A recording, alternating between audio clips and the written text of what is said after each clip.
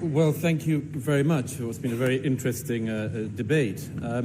It's very nice to be back at the Oxford Union. Apologies for being poorly dressed. I did have black tie when I was at Oxford, but it's more than 12 years ago now, and I tried on my black tie earlier, and it looks less like a dinner suit than a wetsuit. But notwithstanding my dress, I would like to tackle some of the things that have not been tackled, and answer some of the speeches that have already come from both sides, and to address what I think is an issue we have to take seriously, because it's about our future as a country and a society, and it's, in my opinion, not going to be easy, and it's going to require quite a lot of fairly clear, tough, frank thinking. Let me first of all give you some facts. We have to start this off from the facts. The 2011 census, which was published last year, showed that the number of people living in England and Wales who were born overseas rose by nearly 3 million in the last decade alone. Only 44.9% of London residents now tick the box saying that they are white British, and nearly 3 million people in England and Wales now live in households where not one adult speaks English as their main language. 23 of London's 33 London boroughs, in 23 of those 33 London boroughs, people who identify themselves as white Britons are now in a minority. A spokesman, by the way, for the Office of National Statistics hailed that as diversity, but I can assure you that some of those boroughs are not diverse at all. On the matter of the rate of immigration, let's just clear up something. Nobody on my side, I certainly am not against immigration, and that is not what the motion is about, and you can reinvent it however much you want, but that's not what it's about. It's that there has been too much. And I would say, like I think other speakers have already said, that too much did not happen in the 50s, or the 60s, or the 70s, or the 80s. It happened under the Labour government in the 1990s and the early 2000s. There is a motif that this country has always been a nation of immigrants. That is not true. It is not true. For most of this country's history, there was a very homogenous group of people on these islands. And the idea that what is happening now is what has always happened is simply a fib, and you have to look to this. The Huguenots are always given as an example, a very good example, and a group that 50,000 Huguenots came to this country in the period of the 1680s onwards. Now, 50,000 Huguenots over the period of years was equal to about 2 months of immigration in the 1990s. 50,000 was about 2 months. The Ugandan Asians expelled by Idi Amin, which this country, I think, rightly took in, numbered 30,000 people. 30,000 people by the late 1990s was 6 weeks of immigration. So my point to you, first of all, is that the speed and the rate matters, and it matters for a reason which I am going to come back to in a moment.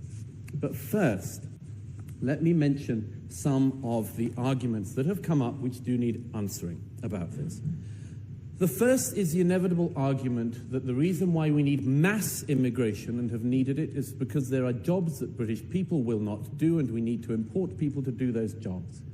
Let me say to you as frankly as it is possible to say, that is one of the most racist arguments you can hear.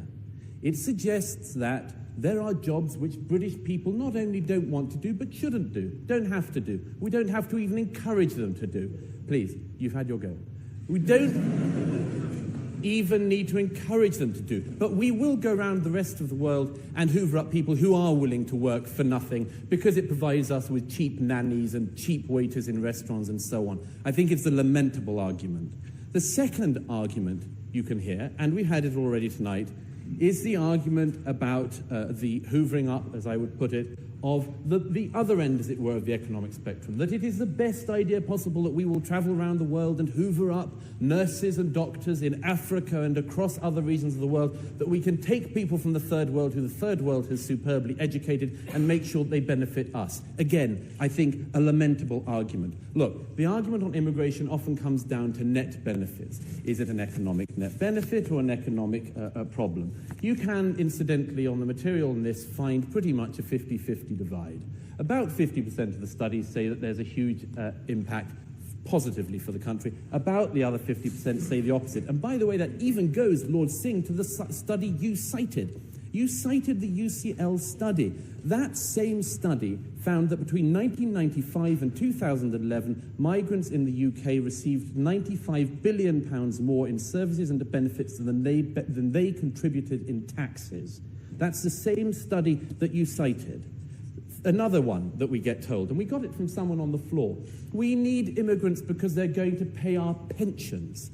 Ladies and gentlemen, whoever the gentleman is, let me tell you something, a shocking fact. Immigrants get old as well. An amazing fact. Which means that if you have that model, every single year you need to import more and more immigrants because you need to support that. It's known as the pyramid or migration model, and it doesn't work either. Well, Douglas Murray is pretty much laying out the facts in the case for slowing down or curbing immigration at this debate at the Oxford Union. And look, folks, as Douglas was saying, he and other people on his side of the aisle, they're not saying that immigration needs to be stopped. They're not saying that immigration doesn't have some type of a positive impact on the country that we're talking about, Great Britain, or any other country for that matter. All that Douglas Murray is saying is that when you have that type of immigration flow, the type of numbers that are occurring, the same thing is happening right now, folks, in the United States of America on our southern border. We are getting tens of thousands of people every single day, and they're being shipped to all over. The only difference between England and the United States is that the vast nature of landmass that obviously we have in America. Now, the problem, although, here in the United States is that most of those illegals that are crossing the border are being shipped to the most congested cities that we already have. In other words, almost building up those type of,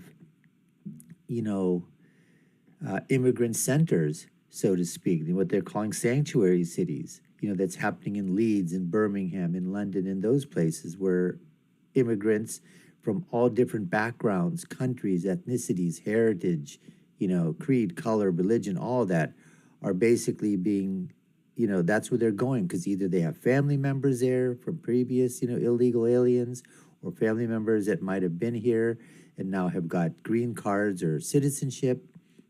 So that's happening over here, and the same thing is occurring in Great Britain. And so where are the most of these illegals or even the legal migrants coming and going to? They're going to those areas that are already saturated with people from their own countries. They're not moving out of the countryside. They're not moving into the upper suburbs of London or the really nice areas. And then Douglas was talking about the fact that, it's not that they use the excuse that we need the migrants because British people aren't going to do some jobs. It's the same thing they say here in the United States of America. Very racist argument. Or the other thing, the brain drain.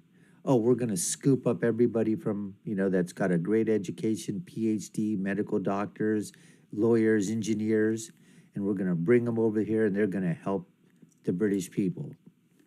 Folks, that's just not how it works. You're just not going to be able to accumulate that many people out there. And then if you want to do something like that, that would be a way of doing it with meritocracy, to have a point system and say, here's what we sort of need. What do we need?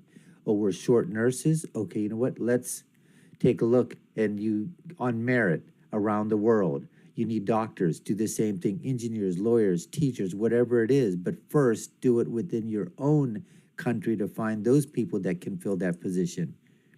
When you find out that the amount of whatever job, let's say, situation is in peril, and you find out that this section of the economy does not have the labor force needed within the country, then look outward. Anyways, let's get back to Douglas at the Oxford Union as he continues his debate.